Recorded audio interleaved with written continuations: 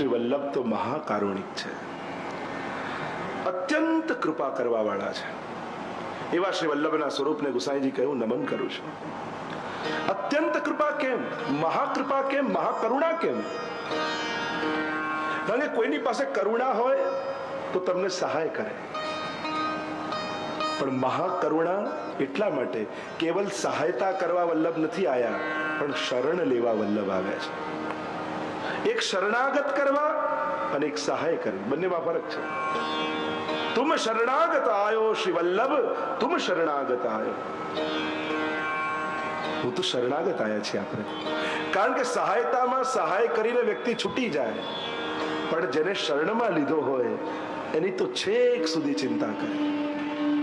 એમ શ્રી મહાપ્રભુજી બ્રહ્મ સંબંધ આપીને છૂટી નથી જતા. જ્યારે જીવને માથે સેવા પધરાવે અને સતત જીવની સાથે શ્રી વલ્લભ રહે છે, જીવની ચિંતા કરે છે. વાર્તા સાહિત્યનું પ્રમાણ છે. જીવની ચિંતા મહાપ્રભુજી કરી રહ્યા છે. જીવ ભૂલી ગયો બ્રહ્મ સંબંધ લઈને, પણ વલ્લભ અને વિઠ્ઠલ ભૂલ્યા નથી. વાર્તા સાહિત્યનું પ્રમાણ. રાજનગરના શેઠની વાર્તા આવે ને, શ્વાન બન્યા, સર્પ બન્યા, કીડો બન્યા, ગટરમાં પડ્યા, વારે ઘડીએ ગુસાઈજી લેવા મોકલે. ચલો ગુરુદેવ બોલાવે છે, અને એની એટલી લૌકિક આસક્તિ કે છૂટે નહીં સંસાર. કીડો બનીને પડ્યા, ગુસાઈજી કીધું હવે ના આવે તો પકડીને લઈ આવજો. ડબ્બીમાં બંધ કરીને બ્રજમાં લઈ ગયા, અને ગુસાઈજી એને પકડીને જમનાજીમાં પધરાવ્યો, અને સદેહનો ઉદ્ધાર થઈ ગયો. આ મહાકારુણિકાય નમઃ. તમે વાર્તા પ્રસંગ ગુલાબદાસ ગુલાબ ખાન થઈ ગયા હતા, અને ગુસાઈજીએ કૃપા કરી સ્મરણ કર્યું.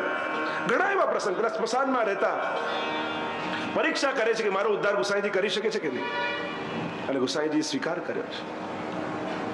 જીવ કદાચ બ્રહ્મ સંબંધ લઈને ભૂલી જાય, થોડોક અંતરાય થાય, વિલંબ થઈ શકે, પણ વિલંબને એમ ન માનતા જો ભગવાન પતંગ ચડાવે ને દોરી છોડે, જેમ આપણે પતંગ ચડાવતા હોય, દોરી છોડીએ ને આકાશ ઊંચા પતંગ જાય, એનો અર્થ એ નથી થતો કે પતંગની દોરી કપાઈ ચૂકી છે.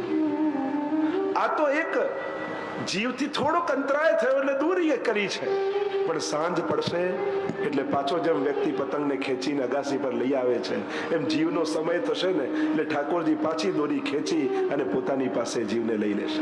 અર્થ સકળ તેનો સીધો, લીલા માએ તાણીને એ જીવનો હાથ ખેંચી અને શ્રી મહાપ્રભુજીને ગુસાઈજીએ જીવનો સ્વીકાર કરી લે છે. મહાકારુણિકાય નમઃ. આપ તો મહાકરુણાવાન છો. કારણ સાધારણ કરુણા કરવા વાળા ક્યારેક આપણો સંસાર સુધારી શકે, મદદ કરી શકે. જો તમે કોઈની મદદ કરી શકો છો, પણ એને સુખી નથી કરી શકતા. આપણે કોઈને હેલ્પ કરી શકીએ, પણ તમે એને સુખી ના બનાવી શકો. જો તમારા ભાગ્યમાં સુખ ના હોય, તમે 1000ની નોટ આપી આગળ જઈને પડી જવાની હોય, એના કરતા વધારે દુઃખી થશે. માણસ મદદ કરી શકે, સુખી ન બનાવી શકે. પણ શ્રી વલ્લભ તો મહાકારુણિકાય છે. સંસારના વિપત્તિઓને પણ ટાળે. જો ઘણી વાર એમ થાય કે ગોકુલનાથજી ટીકા લખતા ગુસાઈજીની વંદના કરતા બોલ્યા, નત્વા પિતૃ પદાંબોજ સર્વાભિષ્ટ પ્રદાયક. ત્યારે ગોકુલનાથજી સર્વોત્તમજીની ટીકા લખે છે, ત્યારે વંદન કરતા ગુસાઈજીના ચરણને વંદન કરતા કહે કે સર્વ અભિષ્ટ આપનારા ગુસાઈજીના ચરણારવિંદને વંદન કરું છું. ત્યારે ત્યાં પ્રશ્ન જગાવ્યો કે બીજી વસ્તુઓ તો અન્ય ઉપાસનાથી પણ મળે છે. બીજા કોઈની ઉપાસના કરો તો ઘર મળે, કોઈની ઉપાસના કરો ધન મળે, કોઈની ઉપાસનાથી રૂપ મળે, કોઈની ઉપાસનાથી પરિવાર મળે. તો બીજાની ઉપાસનાથી પણ આ મળે છે, તો પછી ગુસાઈજી ને મહાપ્રભુજી દ્વારા જ મળે એવું કેમ વૈષ્ણવ આગ્રહ રાખે છે?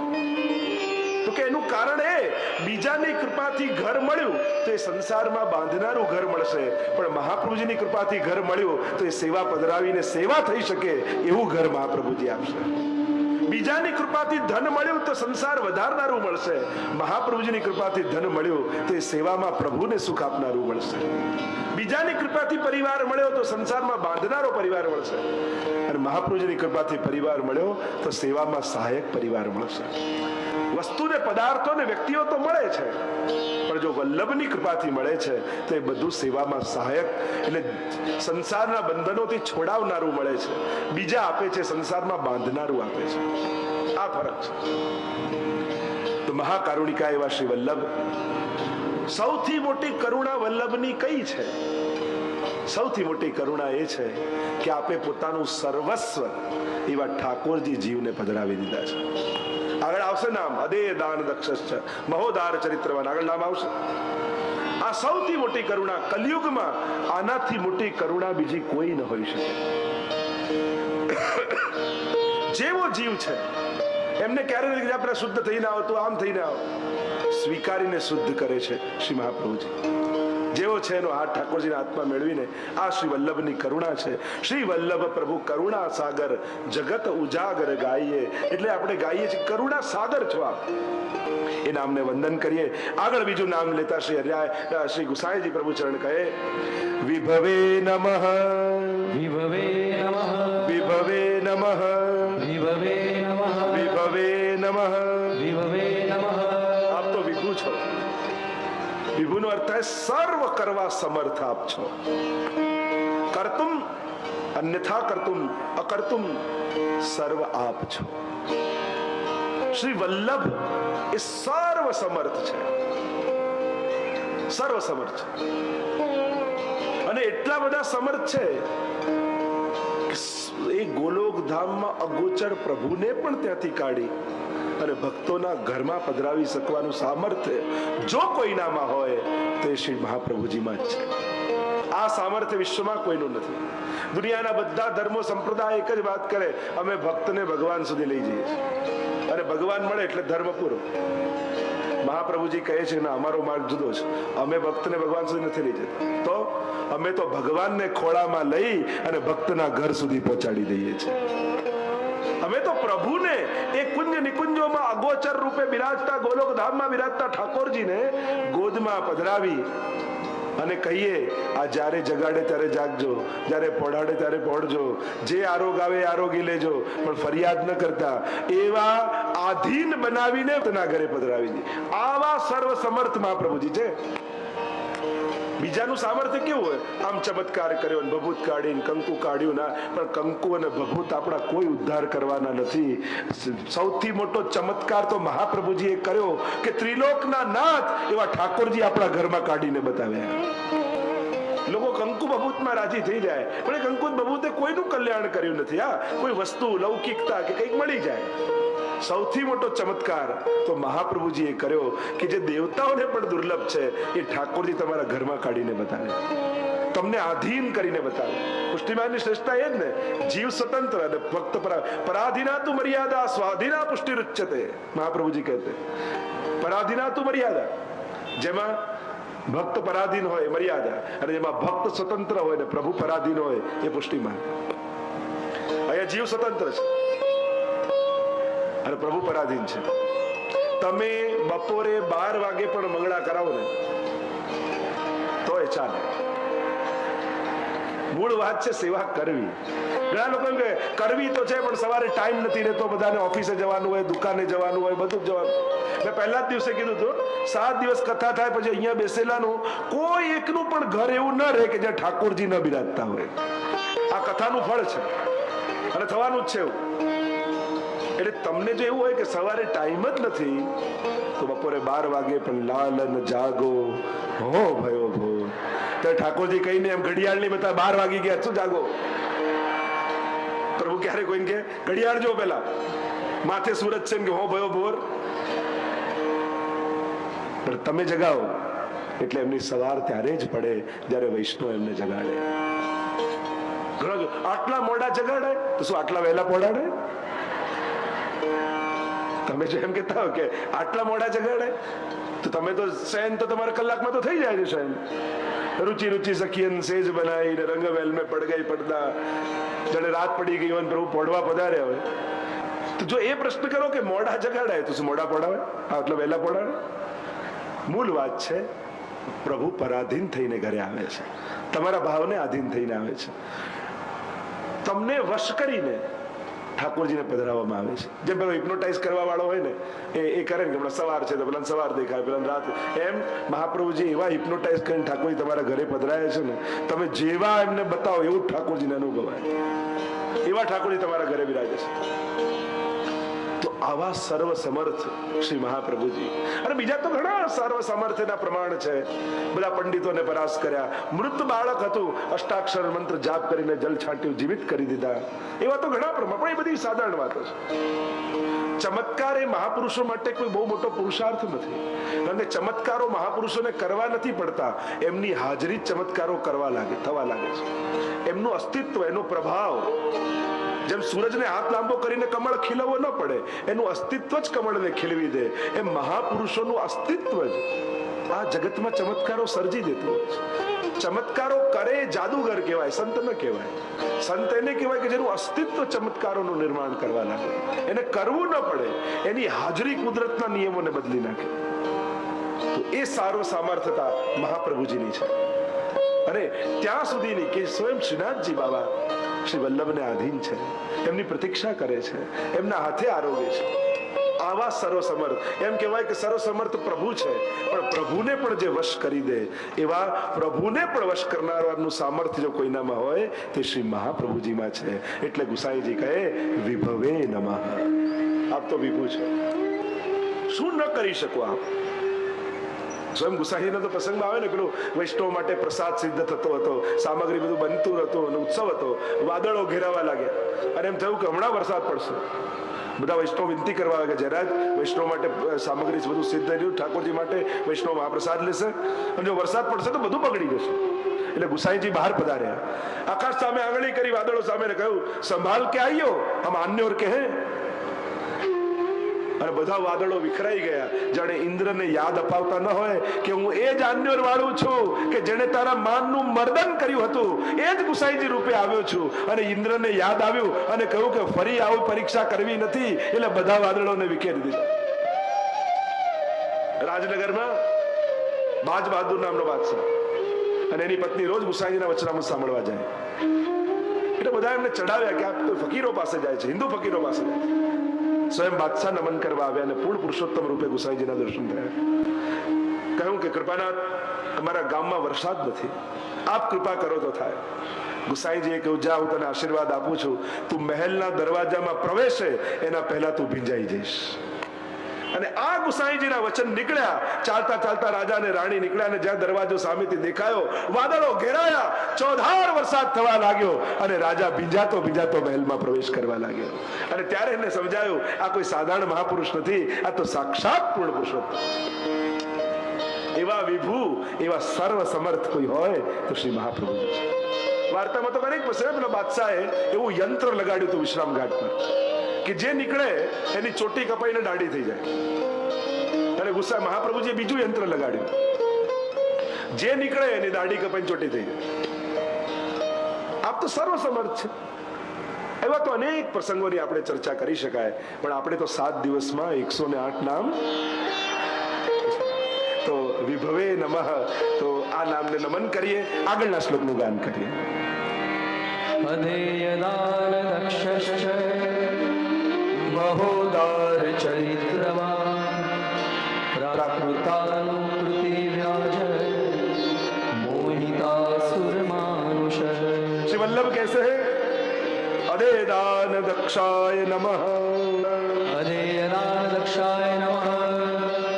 અદેય, જે કોઈ ન દઈ શકે એવું દાન દેવામાં સમર્થ શ્રી મહાપ્રભુજીને વંદન કરીએ છીએ. આગળ કહ્યું વિભવે, સર્વ સમર્થ હોય ને એ જ અદેય દાન આપી શકે. આ અદેય જે કોઈ ન આપી શકે એવું દાન શું છે અને કોણ આપી શકે? તો કહ્યું વિભવે, જે સર્વ સમર્થ હોય એ જ આ દાન આપી શકે. તો કયું દાન, કયું અદેય દાન છે આ દુનિયામાં? કારણ કે ઘણી શક્તિઓ, ઘણા દેવતાઓ, ઘણા મહાપુરુષો ઘણું બધું આપી શકે છે. તો મહાપ્રભુજી અદેય દાન દક્ષ છે એવું કેમ કહેવાય, જે કોઈ ના આપી શકે? મહાપ્રભુજી એ આપે છે જે કોઈ ના. એવું શું છે? એવું છે પૂર્ણ પુરુષોત્તમ શ્રી ઠાકોરજી, નિકુંજ નાયક શ્રીનાથજી. એ દાન કોઈ ના આપી શકે. કારણ કે દાન કઈ વસ્તુનું અપાય? જેના ઉપર તમારી માલિકી હોય બીજા કોઈ નહીં કે જો આ હું આને દાન કરું છું, આમ કરે દાન? કોઈના ખિસ્સામાં પર્સ પડ્યું હોય અને કોઈ સામે બ્રાહ્મણ ઉભો હોય, આનું પર્સ હું તને દાન કરું છું, આવું થાય? જ્યાં સુધી આપણી માલિકી ન હોય ત્યાં સુધી દાન સંભવ નથી. દાન એ જ વસ્તુનું થઈ શકે જેના પર તમારી માલિકી હોય. તો ભગવાનનું દાન કોણ આપી શકે? જેની ભગવાન પર માલિકી હોય. તો ભગવાન પર માલિકી કોની છે? શ્યામા જુ કો રાજ હમારે, શ્યામા જુ કો રાજ. ઠાકોરજીના માલિક કોણ છે? કે સ્વામિનીજી. અને સ્વામીજી રૂપ કોણ છે? તો કે શ્રી વલ્લભ. અને એટલા માટે આ વિશ્વમાં પ્રભુનું દાન કોઈ કરી શકતું હોય તો એ કેવલ ને કેવલ શ્રી મહાપ્રભુજી કરી શકે, શ્રી વલ્લભ કરી શકે. અને એટલા માટે અદેય દાન. અને પાછા કેવા પ્રભુનું દાન? કોઈ મૂર્તિ નહીં, કોઈ દેવતા નહીં, કોઈ અવતાર નહીં, જે સર્વ અવતારોનો અવતારી છે, જેના માટે સર્વ દેવતાઓ જેના દર્શન માટે લાલાયિત રહે છે, એ ઠાકોરજી કે જેને જોઈને મોટા મોટા દેવતાઓ પણ મોહ પામી ગયા છે. પોતાની આંખે જેને જોઈ શકતા નથી એવું તેજ જેનું છે, જેને સ્પર્શ કરવાની વાત તો દૂર રહી, એવા પૂર્ણ પુરુષોત્તમ એનું દાન કરનારા શ્રી મહાપ્રભુજી છે.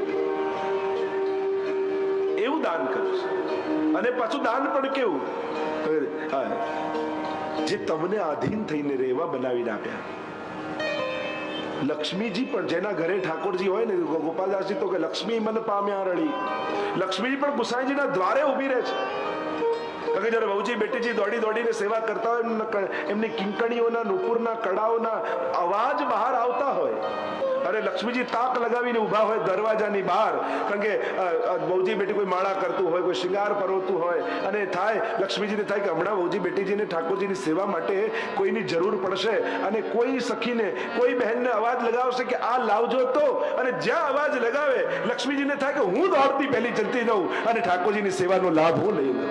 સાંઈજીના ઘરની શોભા જોતા લક્ષ્મીજીનું મન પણ સંકોચાય. આવો વૈભવ તો વૈકુંઠમાં નથી.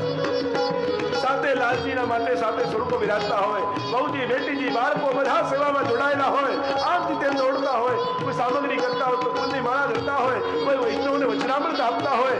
આખો જે વૈભવ, અને આ વૈભવ ગુસાઈજીના ઘરનો જોયો, લક્ષ્મીજીને સંકોચ થઈ ગયો. આવો તો મારા વૈકુંઠમાં વૈભવ. તો આવા અદે દાનના દક્ષ. અને આ દક્ષ એટલે ચતુર.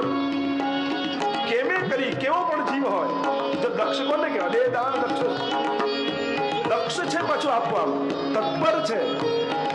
મોંઘી વસ્તુ હોય ને ત્યારે કોઈ વ્યક્તિ પાસે ખૂબ ધન હોય, જેમ ધન હોય, ઘરેણા હોય, અને એક બહુમૂલ હીરો આપવાનું આવે ને તો સૌથી પહેલા પૈસા આપે, ઓછી કિંમતની વસ્તુ આપે, પછી એનાથી વધારે, પછી એનાથી વધારે, છે ના છૂટકે હીરો કાઢે. પણ મહાપ્રભુજી આવા નથી હો. મહાપ્રભુજી તો એમની પાસે સૌથી કિંમતી જે છે, અને દક્ષ તત્પર છે આપવા. ક્યારે આપું, ક્યારે આપું, ક્યારે આપું, આવી તત્પરતા વાળા મહાપ્રભુજી છે. ક્યારે આ વૈષ્ણવના ઘરે ઠાકોરજી બિરાજે, ક્યારે આ ભગવત સેવા કરતો થાય, આવી તત્પરતા સાથે મહાપ્રભુજી આપે. ઘણા આપે તો ખરા પણ ઉદાસીન છે, હવે કઈ નથી, આગ બચ્યું છે તો લઈ જાઓ, ઠીક છે, આવી ઉદાસીનતા સાથે નહીં. મહાપ્રભુજી તો રાહ જુએ કે ક્યારે મારા ઠાકોરજી મારા હૃદયને અડાડી, મારા હૃદયમાં બિરાજતા પ્રભુ આ સ્વરૂપમાં પધરાવી અને પુષ્ટ કરી અને આ વૈષ્ણવના માથે પધરાવે. એટલે યાદ રાખજો, જેના જેના ઘરે ઠાકોરજી બિરાજે છે એ કેવલ ઠાકોરજી નથી, મહાપ્રભુજીનું હૃદય તમારા ઘરે બિરાજે છે. આ પ્રભુ તો મહાપ્રભુજીનું હૃદય છે, અને આ બધા જ શ્રી મહાપ્રભુજીના હૃદયની સેવા કરી રહ્યા છે. ઠાકોરજી તો હૃદય છે. એવા અદે દાન લક્ષ શ્રી વલ્લભ. સેવાના સુખ, ભગવત સેવા, ભગવત સ્વરૂપ, આવા સુંદર ગ્રંથો, આપનું દાન તો કેટલું ક્યાં ક્યાં ગણી શકાય.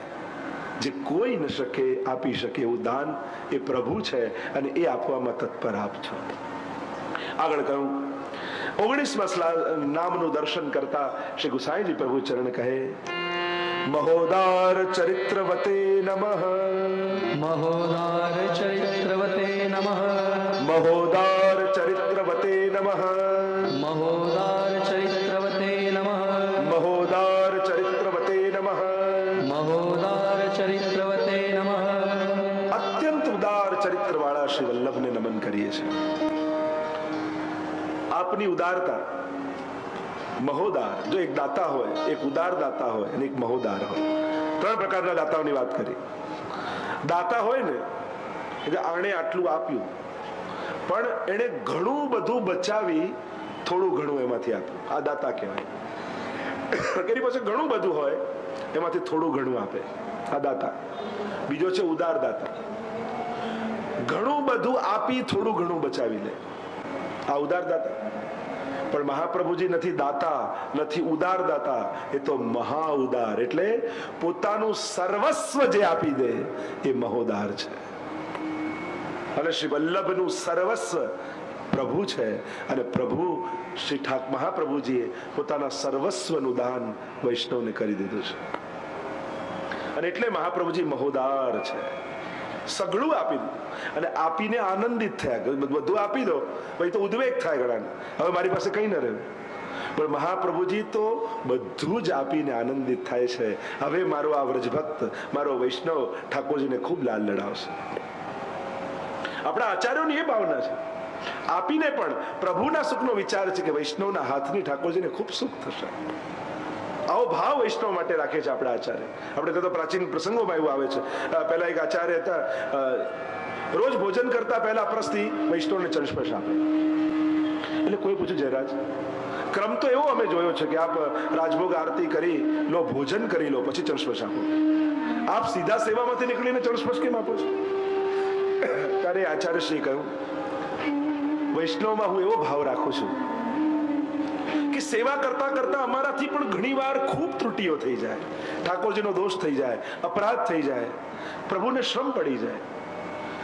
અને સેવા કરતા ઘણીવાર દોષો થઈ જતા હશે, બહાર આવીને અમને વૈષ્ણવ અડે ને તો એ વૈષ્ણવના સ્પર્શથી ઠાકોરજી અમારા બધા દોષો ક્ષમા કરી દે, એટલા માટે હું વૈષ્ણવનો સ્પર્શ કરું છું. આવો ભાવ વૈષ્ણવ માટે. આપણે ત્યાં આખી ભાવનાઓ જુદી છે. ક્રિયાઓ ઘણી બધી સમાન લાગે, પણ પુષ્ટિ માર્ગની ભાવનાઓ ઘણી જુદી છે. તો મહા ઉદાર ચરિત્ર વાળા શ્રી મહાપ્રભુજી છે. આગળ 20મા મંત્રમાં નામમાં ઉચ્ચારણ કરતા ગુસાઈજી પ્રભુચરણ કહે, પ્રાકૃતાનો કૃતિ વ્યાજ મોહિતાસુર માનુષાય નમઃ. પ્રાકૃતાનો કૃતિ વ્યાજ મોહિતાસુર માનુષાય નમઃ. પ્રાકૃતાનો કૃતિ વ્યાજ મોહિતાસુર માનુષાય નમઃ. પ્રાકૃતાનો કૃતિ વ્યાજ મોહિતાસુર માનુષાય નમઃ. પ્રાકૃતાનો કૃતિ વ્યાજ મોહિતાસુર માનુષાય નમઃ. પ્રાકૃતાનો કૃતિ વ્યાજ મોહિતાસુર માનુષાય નમઃ. પ્રાકૃત મનુષ્યની જેમ અનુકરણ કરી અને એ બાનાથી આસુરી જીવોને મોહ પમાડનારા શ્રી વલ્લભને નમન કરીએ છીએ. શ્રી ઠાકોરજીની જેમ મહાપ્રભુજી પણ પ્રાકૃત મનુષ્યોની જેમ ઘણી લીલાઓ કરે છે, પણ એ પ્રાકૃતતા નથી, આ લીલા છે. એ આસુરી જીવોને મોહ પમાડવા માટેની આ લીલા છે. જેમ જન્મ લેવું, જેમ તિરોધાન કરવું, તો નિત્ય લીલામાં મહાપ્રભુજી પધાર્યા, પણ આપણે કહીએ શું? આસુર વ્યામો લીલા. આસુરી જીવોને મોહ પમાડે એની લીલા, એ આસુર વ્યામો લીલા. વિવાહ કરે છે, બાળકો છે, પરિવાર છે, ઘર છે. મનુષ્ય જેવી લીલાઓ સાધારણ જેવી લાગે, પણ શ્રી મહાપ્રભુજી એ તો આસુરી જીવોને મોહ પમાડી રહ્યા છે. શ્રી વલ્લભ સાધારણ નથી, એ તો અપ્રાકૃત ખીલા કલ્પ ભૂષિત સહજસ્મિત. એ તો અપ્રાકૃત છે, રસમય છે, આનંદમય છે. વલ્લભનું સ્વરૂપ અલૌકિક છે. પ્રાકૃતતાનો તો લેશ માત્ર ગંધ નથી, પરમ અલૌકિક સ્વરૂપ શ્રી વલ્લભનું છે.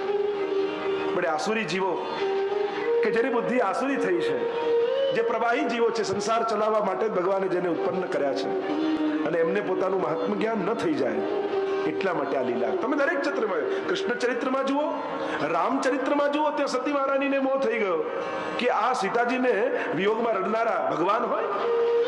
અને એમાં તો આખી રામાયણ ની આગળ કથા ચાલી. ભગવાનની लिए जन्म कर्म चमे दिव्यम. गीताजी में भगवान ने कहा मेरा जन्म और कर्म दिव्य है, लौकिक नहीं. और जो इसको जान लेता है त्यक्ता देह पुनर्जन्म नेति मामेति सो अर्जुन, जो मेरे जन्म कर्म की दिव्यता को जान लेता है उसको जन्म मरण के चक्कर में पड़ना नहीं पड़ता। જ્યાં દિવ્યતા અને અલૌકિકતાને જાણી જાય એટલે જન્મ મરણના ચક્કરમાંથી મુક્ત થઈ જાય છે જીવ। તો શ્રી મહાપ્રભુજીના પણ ચરિત્ર એવા છે, અનેક પ્રસંગો એવા આવે છે જીવોને મોહ થયો છે કે આ ભગવાન હોય, આવા ભગવાન હોય। ચિત્ત સ્વામીની પરીક્ષા કરવા ગયા ચિતુ ચોબે, લાવ ગુસાઈજીની પરીક્ષા કરું, જે જાય એમનો થઈ જાય છે એવું કયું તંત્ર મંત્ર ટોણા ટોટકા કરતા આવડે છે? જે એમની પાસે ગયો એ પછી એમનો જ થઈ ગયો। સ્વરૂપને ન સમજે એને ચમત્કાર જેવું લાગે, એને કઈ એવું લાગે લાવ હું પરીક્ષા કરું। ખોટો નારિયેળ ને ખોટો રૂપિયો લઈને ગયા, દરવાજે ઉભા હતા અને ગુસાઈજી કહ્યું આવો છે સ્વામી આવો। ચોક્યા, અરે અમને મારું નામ ક્યાંથી ખબર પડી? આખું ગામ મને ચીતું ચીતું કરે છે ને ચિત્ત સ્વામી કરીને બોલાવે છે। જે મારું નામ જાણતા હશે મારું કામે જાણતા હશે। સંકોચાયન પાછળ નારિયેળ ને રૂપિયો કરી દીધો। ગુસાઈજી કે લાવો મારી ભેટ। ડરતા ડરતા નારિયેળ આપ્યું ને ગુસાઈજીએ લઈને ફોડ્યું, રસની ધારા વહી ગઈ। ખોટું સાચું થઈ ગયું, શ્રદ્ધા બેસી ગઈ ચિતુ ચોબે ને। આ ખોટાને સાચા કરનારા ગુરુ આજે મળ્યા, શુષ્કને રસિક બનાવનારા ગુરુ આજે મળ્યા। રૂપિયો લઈને ચલાવ્યો, આ ખોટાને ચલાવનારા આપ જ છો। ભઈ અબ गिरधर सो पहचान, कपट रूप धर छलवे आयो, पुरुषोत्तम नहीं जान। આજે પ્રભુને મેં જાણે છે તેવી ઘણી બધી પ્રસંગો મહાપ્રભુના જીવન ચરિત્રમાં પણ ઘણા બધા એવા પ્રસંગો મનુષ્ય રૂપે જોયા, પ્રાકૃતતા દેખાય, પણ જ્યારે સ્વરૂપ જ્ઞાન કરાવ્યું ત્યારે અપ્રકૃતતાનો અનુભવ જીવોને થયો। પણ આ તો આસુરી જીવોને મોહ પમાડવાની લીલા છે, એટલે ઠાકોરજી આ લીલા કરે છે। તકલીફ એ જ છે, જો તમે રામાયણમાં જુઓ, રામ બાજુમાં હતા તો સીતાજીનું ધ્યાન સોનાના હરણમાં હતું, પણ સોનાની લંકામાં બેઠા છે ત્યાં રામ રામ રામ રામ કરી રહ્યા છે। આ જ છે ને, રામ પાસે છે તો હરણ તરત દ્રષ્ટિ જાય છે, પણ સોનાની લંકા છે ત્યારે રામ યાદ આવે છે। આ જીવનમાં આવું થાય છે। ભક્તિ હોય, સેવા કરતા હોય ત્યારે એમ થાય કે સુખી કેમ થઈએ, બધા સુખી છે, અમે આટલી સેવા કરીએ તો આમ નથી થતું, ત્યારે સોનાના હરણ દેખાય। પણ જ્યારે ઘણાને બધું જ મળે પણ એમ થાય કે લોકો એક નાનકડા ફ્લેટમાં પણ સેવા કરે, પ્રભુએ મને આટલું મોટું ઘર આપ્યું પણ હજી ઠાકોરજી પધરાવવાની ઈચ્છા કેમ નથી થતી? ત્યારે તાપ થાય રમે, ત્યારે સોનાની લંકામાં રામ યાદ આવે।